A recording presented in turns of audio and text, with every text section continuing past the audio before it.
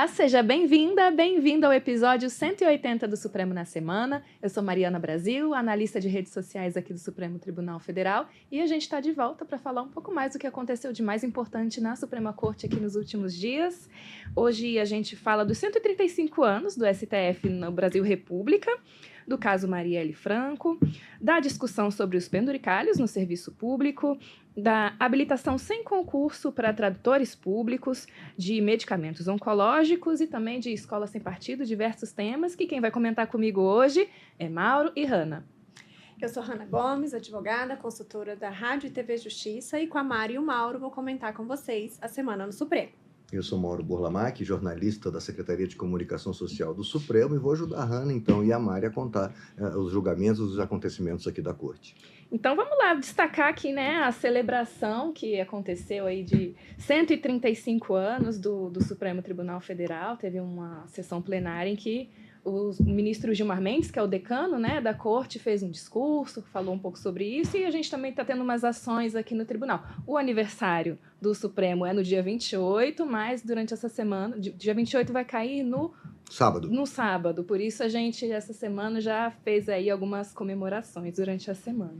É um discurso bem legal, Mari, que ele fez, Claro, ele registra aí a primeira sessão, no dia 28 de fevereiro de 1891, do Supremo Tribunal Federal, com este nome, mas é legal porque ele faz um histórico aí do Supremo, desde então, nesses 135 anos, e tudo que o Supremo aguentou, suportou durante a pandemia, voltando daqui para lá, 8 de janeiro agora de 2023, a pandemia, o ato institucional 5 lá, na época da ditadura, na época de Getúlio Vargas, em 1937, então, ele veio contando toda essa história, e sempre o Supremo sendo garante, ele gosta de usar essa expressão, garantindo a democracia, garantindo as instituições, o pleno funcionamento. Então, sim, um papel muito importante do Supremo em toda essa história, na sua própria história, mas na história do Brasil nesses últimos 135 anos, Hanna? Exatamente. O ministro trouxe um discurso muito forte, reforçando a importância dessas decisões, do Supremo na sociedade brasileira. Pediu, de certa forma, uma valorização da corte, dos seus ministros, com relação a essa guarda da Constituição, que é a lei máxima do nosso país. Ele citou Rui Barbosa, citou o Visconde de Sabará, que foi o primeiro presidente, um dos primeiros a compor a corte lá nos primórdios da Constituição da corte, da Constituição republicana, e trouxe para a gente um histórico, assim, um regresso histórico de decisões importantes, mas principalmente da importância do Supremo Tribunal Federal e da valorização que todo cidadão brasileiro deve ter com relação à corte. Por quê? Porque, de fato, é quem guarda a Constituição.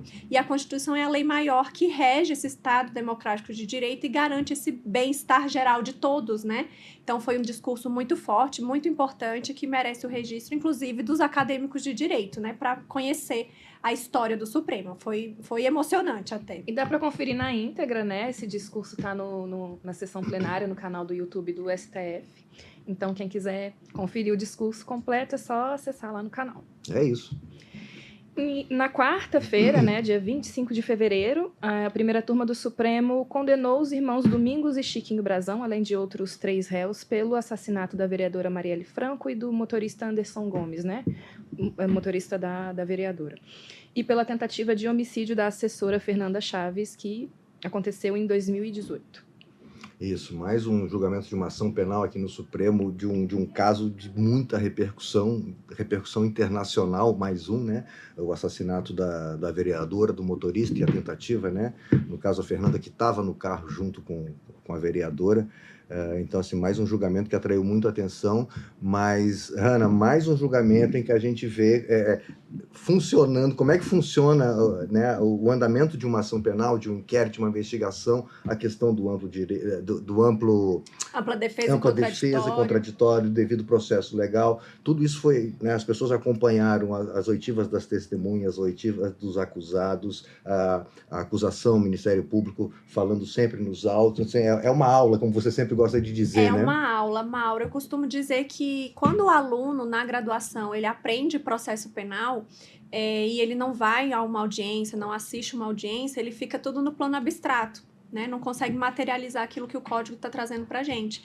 E se a gente assiste uma sessão plenária de julgamento de ação penal aqui no Supremo, a gente consegue ver perfeitamente o Código de Processo Penal materializado, claro, conjuntamente com o regimento interno, porque é diferente do processo comum, né? Mas uma ação penal originária no Supremo, ela segue o mesmo rito do processo penal, mas tem algumas diferençazinhas, porque é uma ação originária com uma pessoa de foro privilegiado, né? É a que, última na verdade, instância, né? Acaba sendo única instância, né? Única instância, que na verdade, tecnicamente, não é foro privilegiado, é foro por prerrogativa de função. Perfeito.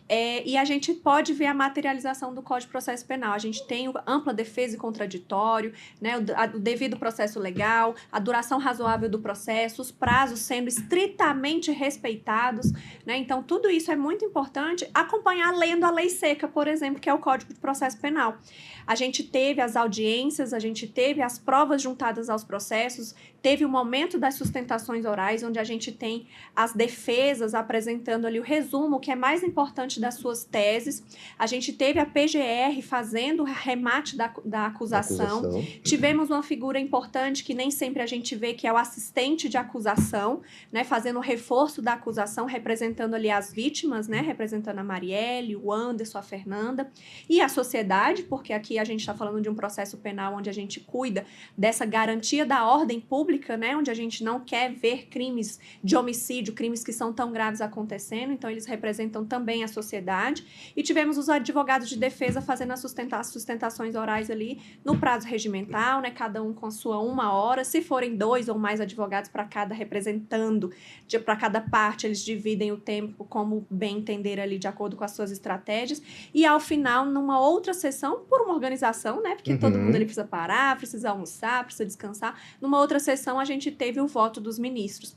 Foi muito interessante, cada ministro trazendo o que pensa sobre cada crime, né? O que determinou a condenação sobre cada crime. Aqui, Hanna, a gente está falando dos mandantes, né? Porque Perfeito. A gente já teve condenação dos executores, lá, o Rony Lessa, no caso, né? E o Elcio de Queiroz. E aí agora a gente está falando dos mandantes.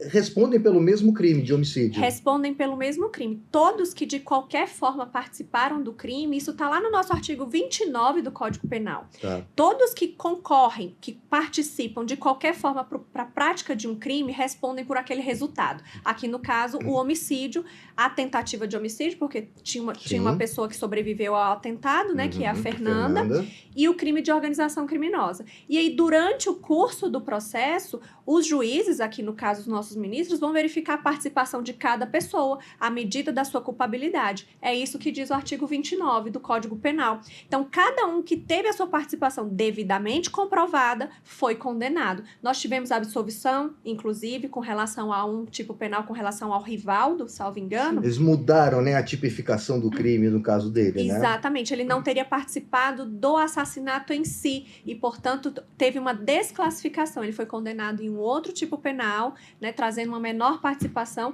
mas por ter envolvimento, também foi condenado. E cada um com a sua pena na medida da sua culpabilidade. Foi a dosimetria aplicada ao final. Mas outra coisa que eu achei interessante, Hanna, eu queria que você comentasse, tudo isso começa da delação premiada. Foram 2, mas a principal, a do Rony Lessa, muito comentada, né?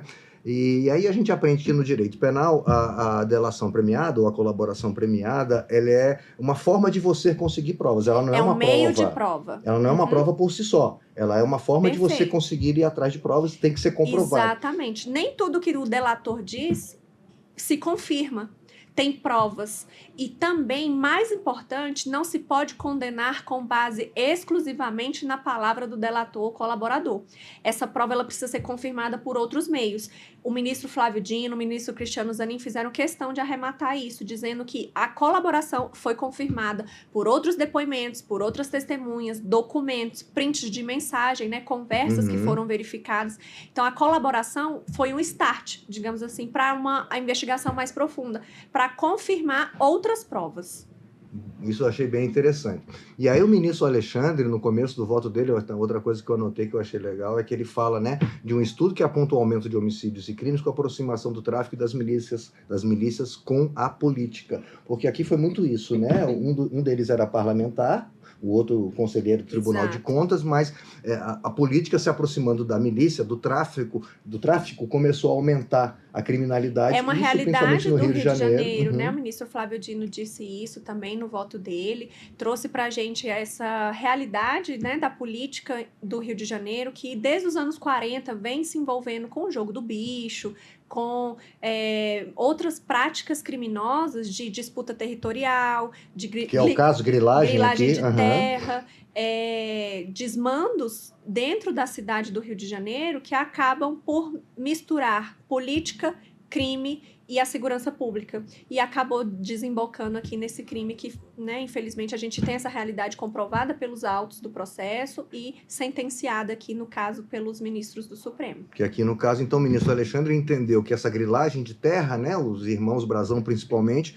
com esse interesse de manter, né, loteamentos irregulares, que eles passavam para grupos milicianos controlarem aquela região e oferecerem segurança. A ministra Carmen Lúcia brinca com isso, eles vendem uma segurança e não é segurança. Eles vendem, se você não pagar, você vai ser agredido por mim. Exatamente, Mauro. É uma das características da milícia, inclusive tem um relatório muito importante, um relatório da ALERJ, da Assembleia Legislativa do Rio de Janeiro de 2018. Qualquer um pode consultar em pesquisa simples na internet, que traz o que é uma milícia. Uhum. Dentre as características para a configuração do crime de milícia, tem esse controle sobre a pseudo-segurança, sobre o pseudo-fornecimento de benefícios que o Estado não consegue dar. É um braço do Estado, é um braço da segurança pública do Estado por meio de agressão, violência, comando de território, dominação por pessoas paramilitares. E para a configuração da milícia, diferente de facções criminosas, é preciso configurar aí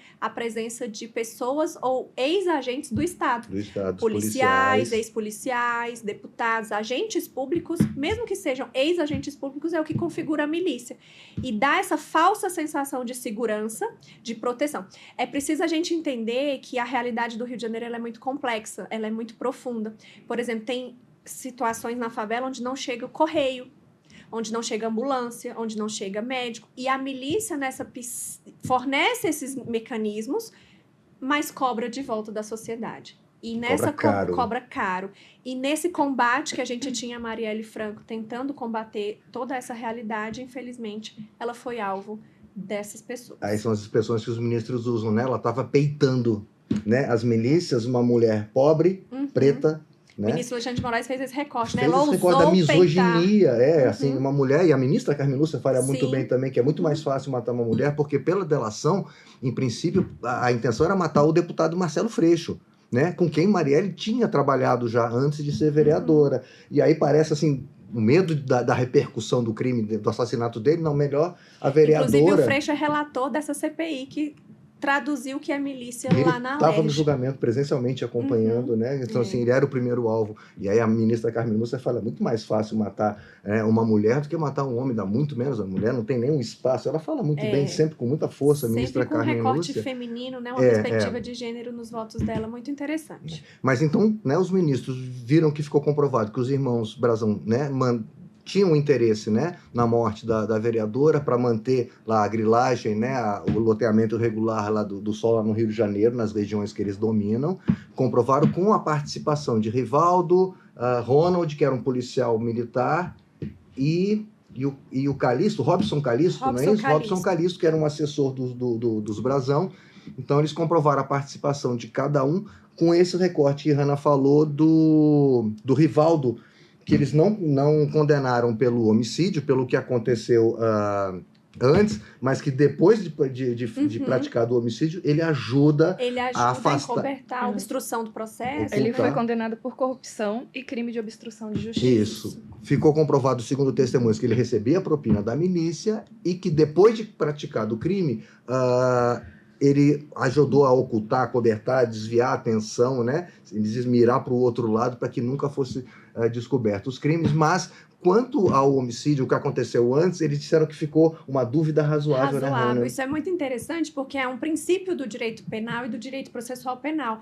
Só pode haver condenação quando tem certeza absoluta, né? Até uma redundância, né? Se é certeza, ela é absoluta. Uma certeza própria, absoluta da participação das pessoas naquele fato e na medida da sua culpabilidade ela vai receber a pena naquela dosimetria, naquela medida. Como houve uma dúvida, havendo dúvida, não se pode condenar. É uma máxima do direito penal, porque não se pode condenar nem por uma suspeita, nem por uma breve suspeita de dúvida. Havendo dúvida, é melhor permanecer na absolvição ou excluir aquela pessoa daquele cenário de crime, porque não se pode condenar um inocente. Vai que é inocente mesmo, havendo dúvida, né? Melhor a absolvição. Que foi o caso do Rivaldo, então. É um pilar do processo penal.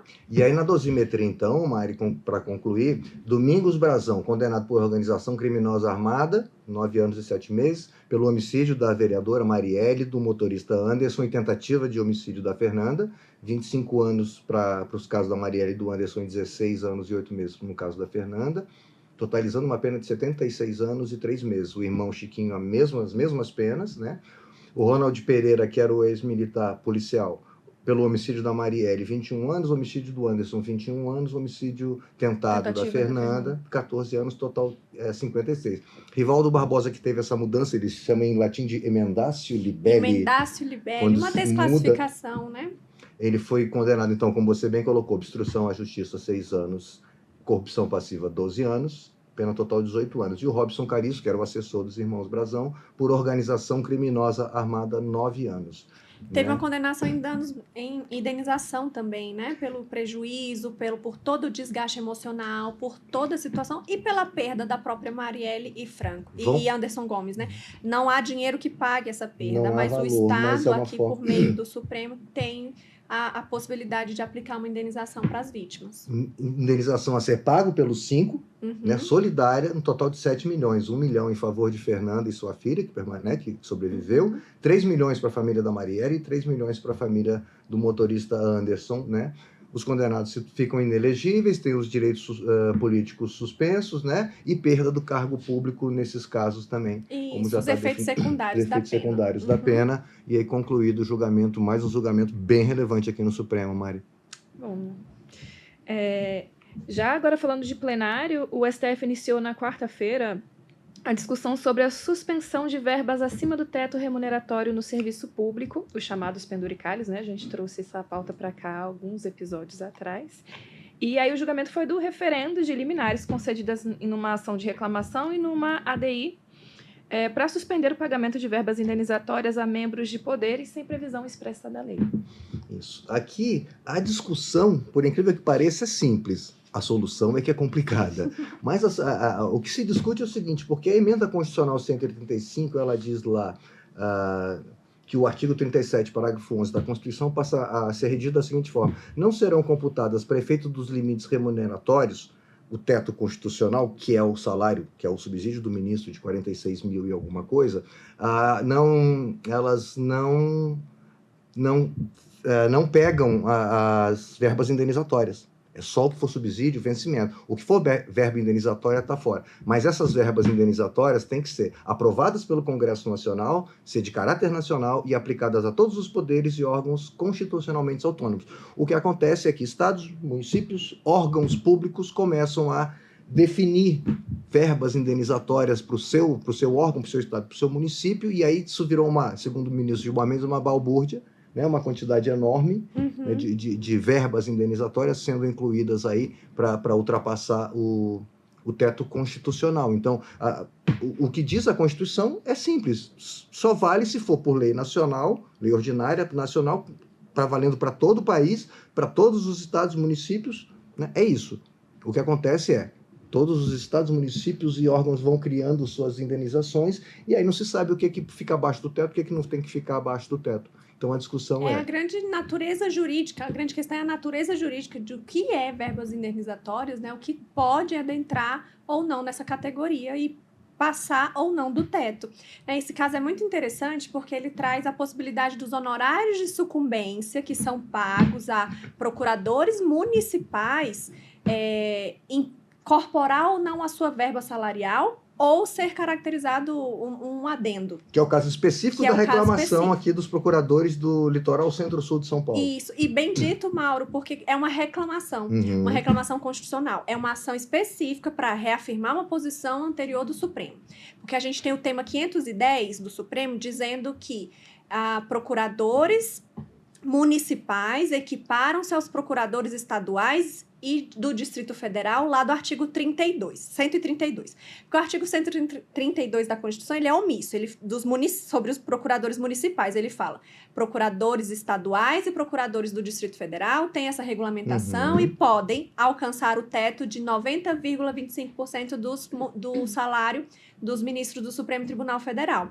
Só que como ficou omisso os municipais, a gente tem o tema do 510 do Supremo, incluindo eles nesse entendimento. E isso que permitiu os prefeitos e o poder executivo de cada município, de cada estado, trazer uma interpretação diferente e criar uma nova norma, poder executivo e legislativo de cada estado. O que causa essa confusão, essa falta de unicidade, essa insegurança jurídica, e por isso eles discutem isso no Supremo para reafirmar a posição do Supremo. Nisso, o ministro Flávio Dino trouxe uma liminar, né, para suspender todos esses pagamentos que não estão previstos em lei, que não passaram por um rito legislativo específico para criar lei determinando se é verba indenizatória ou se é penduricário. Isso, uma decisão dele, ele deu 60 dias nessa liminar para que suspendessem, né, o que não for de acordo com a Constituição lá, com lei nacional que vale para todos, era para ser suspenso. E chamou os chefes dos poderes, né, executivo, legislativo, com uma cúpula técnica, segundo o ministro Fachin, né, uma reunião técnica para chegar no consenso, para construir um consenso. Mas na sessão, o ministro Gilmar trouxe, porque aí tem uma ação direta do ministro Gilmar, que trata só de Ministério Público e Poder Judiciário. Mesmo tema, no fim das contas, né, o que é indenizatório e o que não é, para entrar no teto. E aí o ministro Gilmar Mendes, então, mandou suspender também, no caso, o Ministério Público e Poder Judiciário, que é o que trata a ação dele. Jurídicas. Isso, no caso dele, é uma lei de Minas Gerais. Leis de Minas Gerais que tratam procuradores e judiciário. E aí ele mandou suspender imediatamente.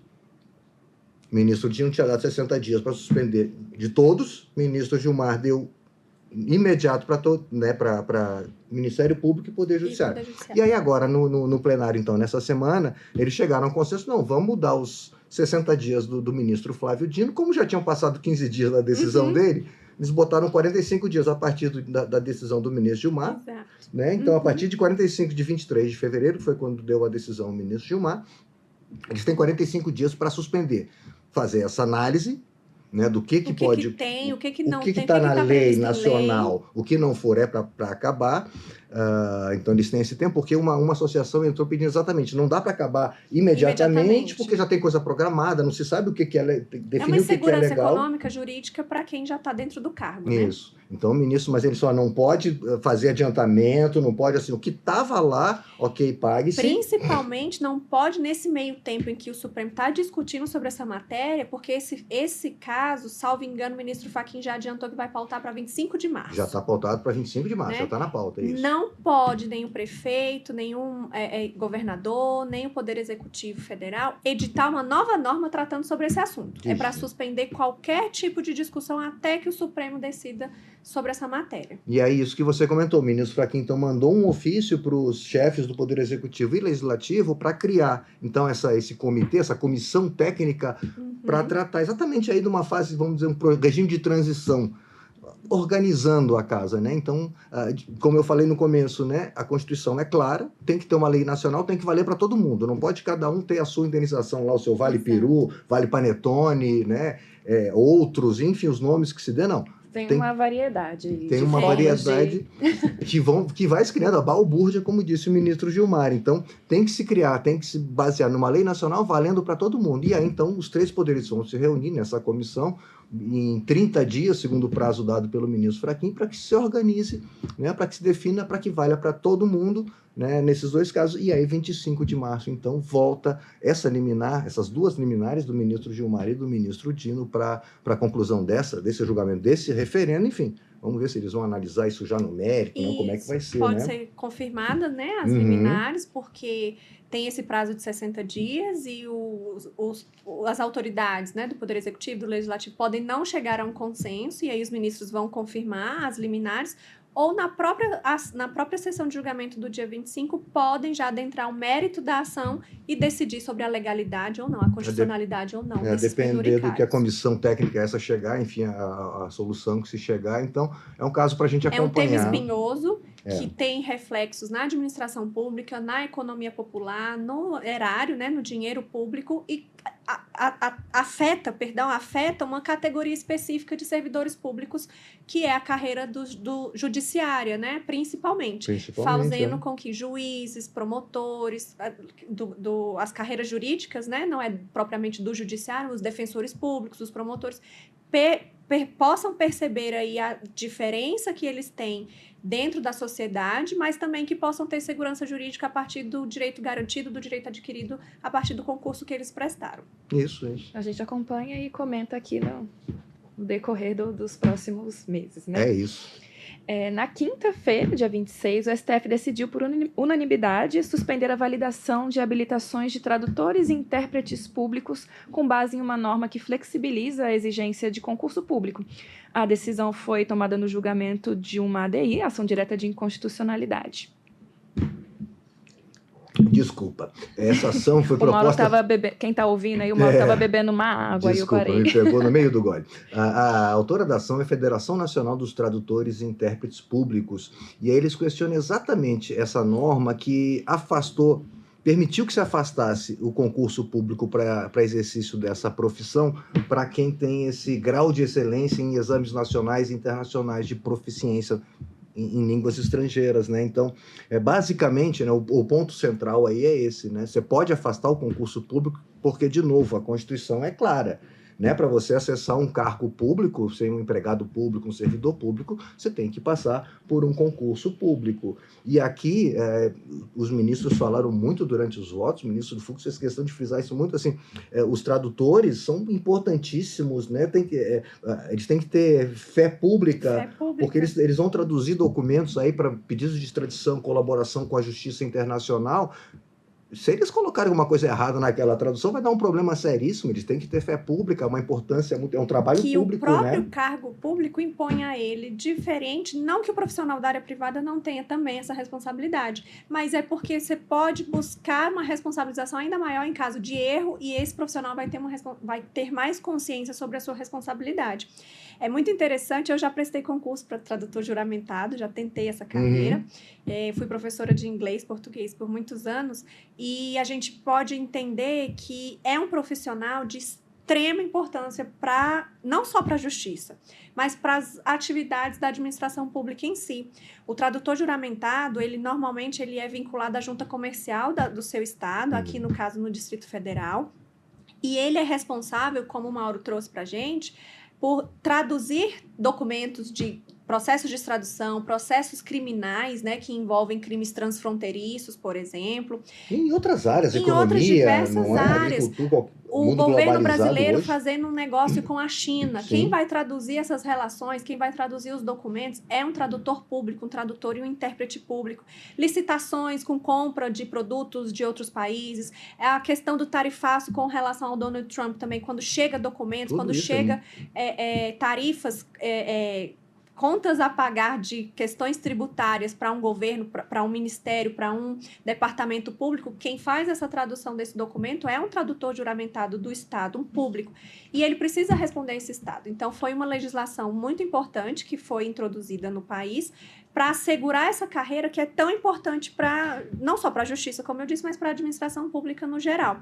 E regulamentar ela por meio de medida provisória, provisória não seria ilegal ou inconstitucional. Os ministros trouxeram para a gente esse entendimento, e também tem a ver, Mauro, com o artigo 5º e o artigo 7º da nossa Constituição sobre trabalho, sobre liberdade de exercício de qualquer profissão, sobre a regulamentação. Tem que ter um piso salarial, tem que ter uma dignidade salarial, tudo isso dentro da possibilidade de regulamentação a partir de uma lei, de uma norma.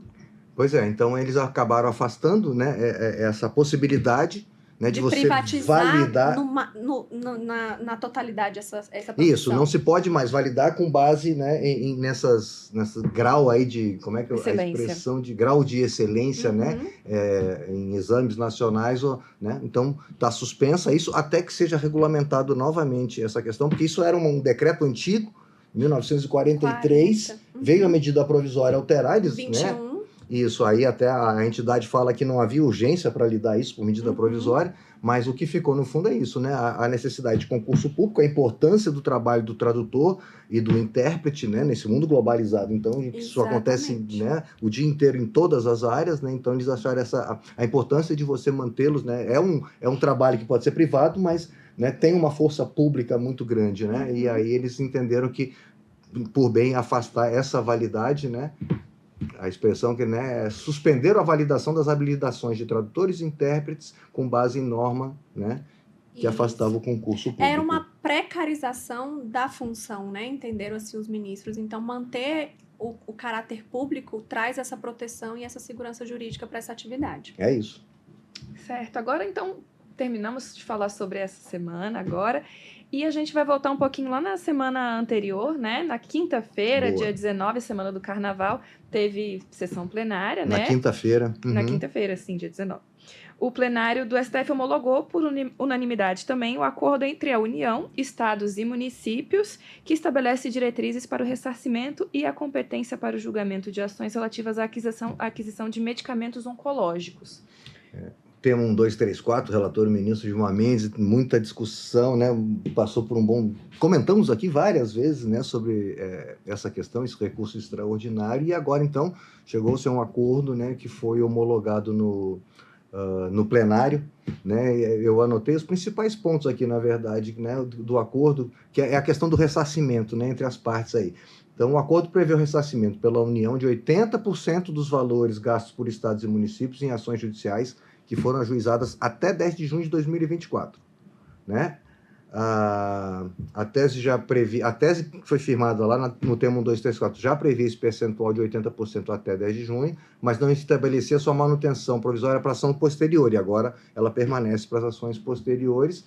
E aqui foi tratado também a questão da competência, né?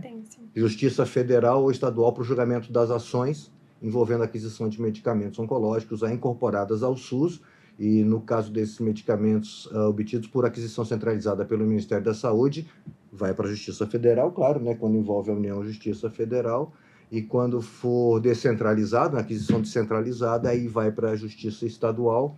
E eu acho que basicamente o que a gente tem para comentar foi isso, né? Exatamente. É uma adesão muito importante, né? Porque a aquisição desses medicamentos, às vezes, encontrava uma barreira burocrática nos estados e municípios que não sabia quem que era o responsável por pagar aquele remédio. Às vezes, é um remédio tão caro que no município...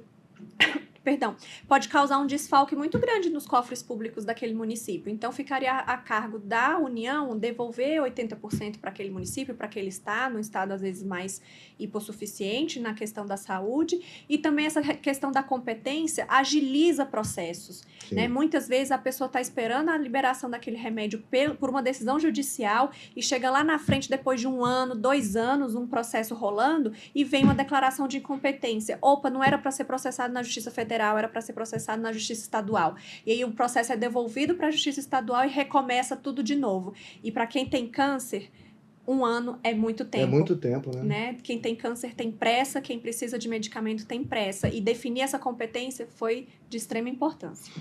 Um outro ponto que eu vi aqui, né? Fica mantido medicamentos não incorporados ao SUS, fica mantido que já estava definido. Ações para aquisição de medicamentos de custo anual superior a 210 salários mínimos deve transitar na Justiça Federal.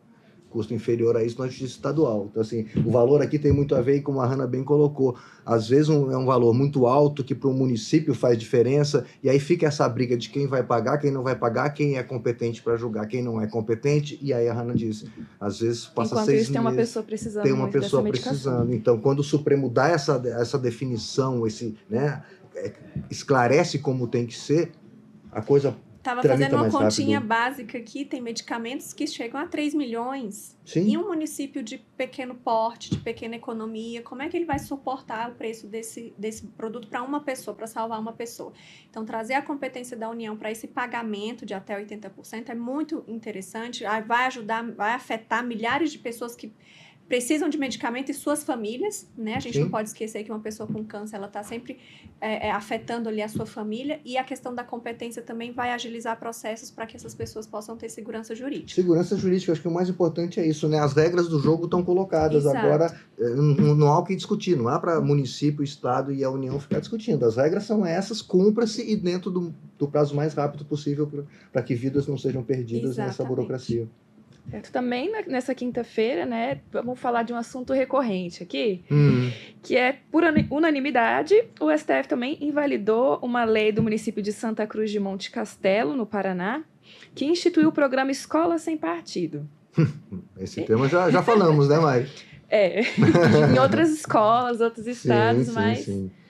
É um tema realmente recorrente, né? E aqui, Hanna, a gente já explicou, é simples, né? Primeiro, aqui são municípios que estão legislando sobre regras, né, diretrizes básicas da educação. Não pode, né, Hanna? Não pode. A gente tem lá no artigo 22 da nossa Constituição estabelecendo que competência para determinar normas, regras, editar qualquer tipo de limite ou extensão de direitos com relação à educação é de competência exclusiva da União. Só a União pode legislar sobre essa matéria. Quando os municípios invadem essa competência, a gente chama de invasão de competência, essa norma pode vir ao Supremo e ser declarada inconstitucional. É o que aconteceu. E nesse caso, o conteúdo da norma também foi declarado inconstitucional, não só na forma com que ele foi produzido a partir de uma lei municipal. Por quê? Na Constituição, a gente tem o direito e a garantia de uma pluralidade de ideias, né? A gente tem o direito de ter as nossas crianças tendo acesso a uma pluralidade de ideias para que ela, enquanto cidadã, decida o que é bom, o que não, o que ela concorda, o que ela não concorda. Mas ela só pode se desenvolver enquanto cidadã se ela tiver acesso a esse tipo de informação, a esse tipo de conteúdo. Então, é vedado, é proibido, sob pena de censura prévia, que foi um dos votos dos ministros, trouxe essa possibilidade, salvo engano, foi a ministra Carmen Lúcia, de conhecer uma pluralidade de ideias, um mundo de manifestações sociais por uma vedação doutrinária, por um pensamento de um chefe, aqui no caso um chefe de governo, né, de município, fazendo com que a sua impressão pessoal possa se sobrepor sobre o que diz a Constituição. Essa norma, no caso aqui, né, e esse termo que se usa na escola sem partido, a lei dizia o seguinte: tem que passar, os conteúdos que você dá, você tem que passar pelo crivo, pelos pais dos alunos. Se eles não aprovarem, não vai para os meninos. Então, é isso que você está dizendo, né? Você vai fechar, né, a possibilidade de eles aprenderem de uma pluralidade de pais que pensam diferentes e vão entrar num consenso. Há que tempo? O ano já começou, os livros já foram editados. Seria uma burocracia que inviabilizaria até o ano letivo. Sim, o ministro Luiz Fux ainda trouxe, né, relator, né, desse processo, que a Constituição assegura a liberdade de aprender, de ensinar e divulgar o pensamento. Exatamente.